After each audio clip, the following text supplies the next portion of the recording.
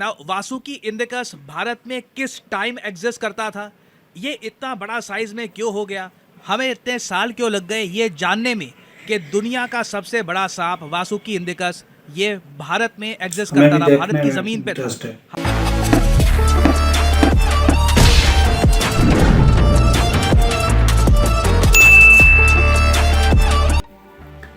तो hello guys, अस्सलाम वालेकुम। तो कैसे आप सब लोग, उम्मीद है सब खैरियत से होंगे, बढ़िया होंगे और मज़े में होंगे। तो आपका भाई आ गया है एक और नई वीडियो के साथ जिसका टाइटल होने वाला है इंसेंट डिस्कवरी इन इंडिया, मतलब वर्ल्ड लार्जेस्ट स्नेक जो देखा गया है इंडिया में। बोल मतलब भाई का दावा है कि टाइटेनाबुआ जो दुनिया का आज तक का सबसे बड़ा सांप है, उससे भी बड़ा सांप डिस्कवर हुआ है इंडिया में।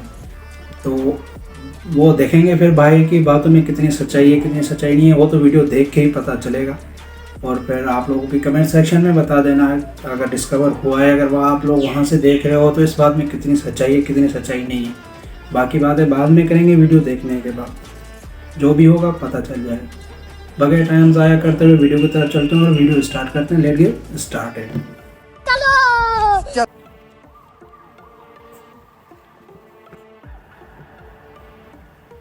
चलो फिर वीडियो स्टार्ट करते हैं।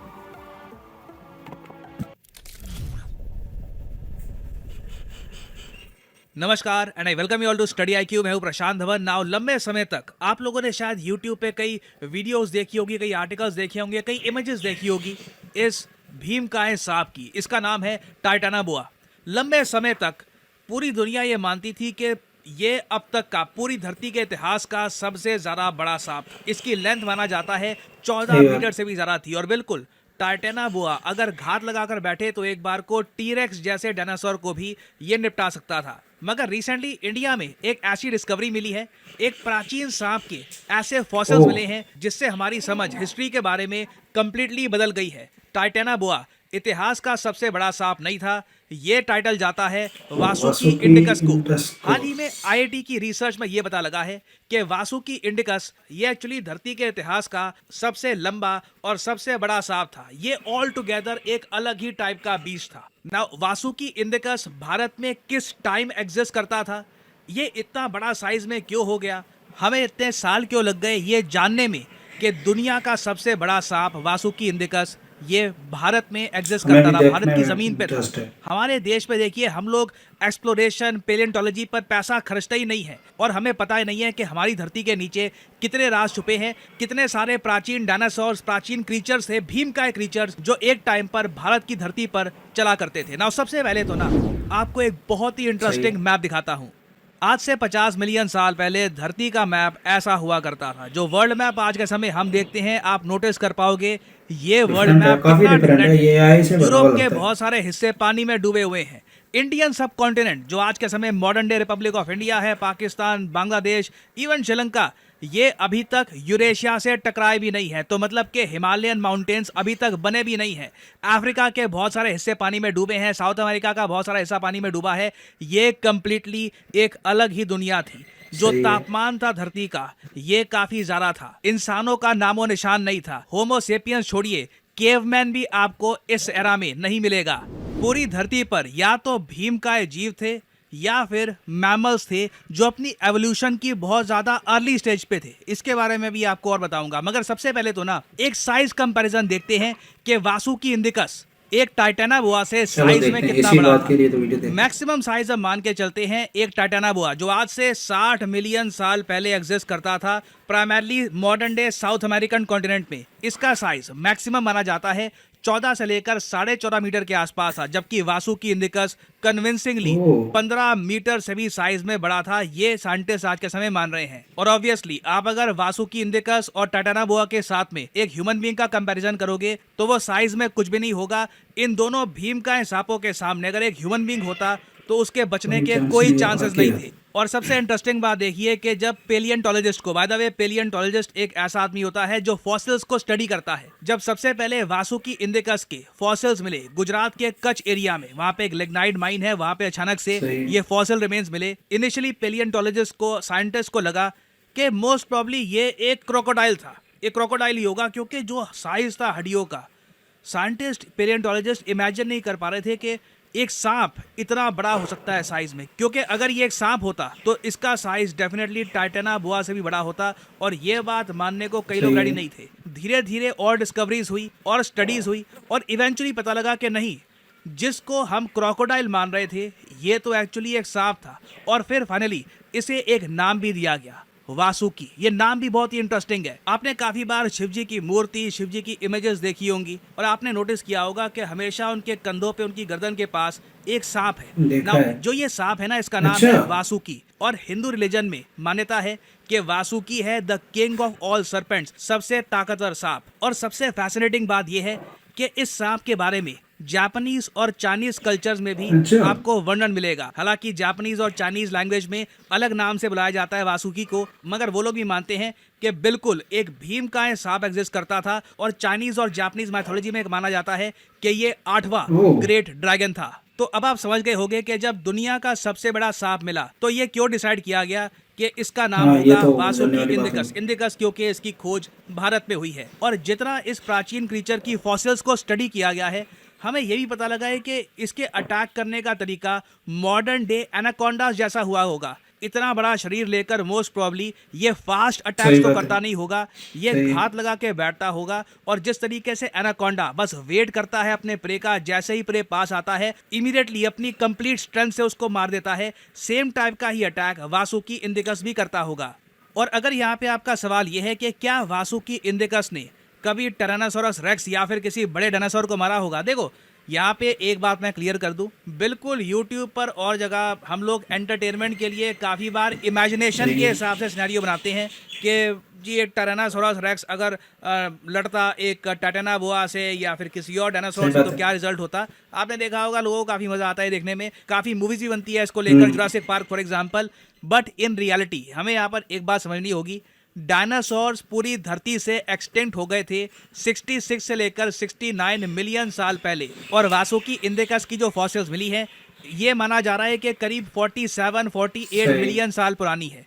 तो नहीं, मोस्ट प्रोबेबली वासुकी इंडिकस ने किसी डायनासोर को देखा भी नहीं होगा। अगर जो कंटेम्प्रेरी टाइमलाइन है इसको अगर हम फॉलो करें तो यही निष्कर्ष निकलता है। अब अगला सवाल आपका ये होगा कि अगर वासुकी इंडिकस के टाइम में डायनासोर्स थे ही नहीं तो ये साइज सही में बात इतना है। बड़ा कैसे हो गया? वेल, इसके कई रीजन है। सबसे बड़ा रीजन तो मैं कहूंगा द रोल ऑफ क्लाइमेट। सांप कोल्ड ब्लडेड क्रीचर्स होते हैं, उन्हें एनवायरनमेंट से गर्मी चाहिए होती है सर्वाइव करने के लिए। आपने नोटिस किया होगा सांप आपको एंटार्क्टिका, आर्टिक के आसपास नहीं मिलेंगे। यूजुअली सांप वार्मर क्लाइमेट में ही मिलते हैं। और सिंस धरती का तापमान उस वक्त काफी ज्यादा था, तो बाय डिफॉल्ट इस स्पीसीज का जो मेटाबॉलिज्म है, इसने ऐसी एडजस्टमेंट कर ली कि साइज लगातार इस स्पीसीज का बढ़ता गया। और साथ ही साथ मुझे ये भी ऐड करना पड़ेगा, सिंस धरती पर उस वक्त कोई बड़े डायनासोर थे नहीं, तो वासुकी इंडिकस अल्फा स्पीसीज थी। पूरा जो फूड पिरामिड है उसमें आप कह ओह। सकते हैं जो टॉप पे कुछ स्पीसीज होती हैं जिनका शिकार किया नहीं जाता, वो बस बाकियों का शिकार करते हैं, उनमें से एक रहा होगा वासुकी इंडिकस। और साइंटिस्ट ने रिसेंटली यही बताया है कि most probably Vasuki indicus whales खाता होगा। आज के समय जो मॉडर्न डे भीमकाय वेल्स हैं वो नहीं। वेल्स इनिशियली कुछ हद तक ऐसी दिखा करती थी। 50 मिलियन साल पहले ये था अर्ली फॉर्म वेल्स का। धीरे धीरे इवॉल्व करके वेल्स एक कंप्लीटली एक्वाटिक स्पीसीज बन गई। और इंटरेस्टिंगली जो मॉडर्न डे वेल्स हैं, इनकी जो शुरुआत है ये मॉडर्न डे इंडिया पाकिस्तान का जो रीजन है यहीं पर हुई थी। तो आप सोच कर देखिए वासुकी इंडिकस के लिए सिचुएशन कितनी फेवरेबल रही होगी। इसका शिकार करने वाला कोई है नहीं। आसपास जो भी मैमल्स हैं, जो भी क्रीचर्स हैं, साइज में इससे काफी छोटे हैं, तो फूड की कोई कमी नहीं थी। क्लाइमेट इसके पक्ष में था, तो साइज में ये लगातार बड़ा होता गया। और अगर यहाँ पे आपका सवाल है कि वासुकी इंडिकस विलुप्त कैसे हुआ, देखिए स्पीसीज आती हैं और काफी बार एक्सटेंट हो जाती हैं कई कारणों की वजह से। क्लाइमेट में कुछ बदलाव हो गए, और उसके अलावा खैर हमने ये भी समझना होगा कि बहुत ही जल्द जिस जगह पे वासुकी इंडिकस था, जिस कॉन्टिनेंट पे वासुकी इंडिकस था, ये कॉन्टिनेंट टकराने वाला था यूरेशियन कॉन्टिनेंट से।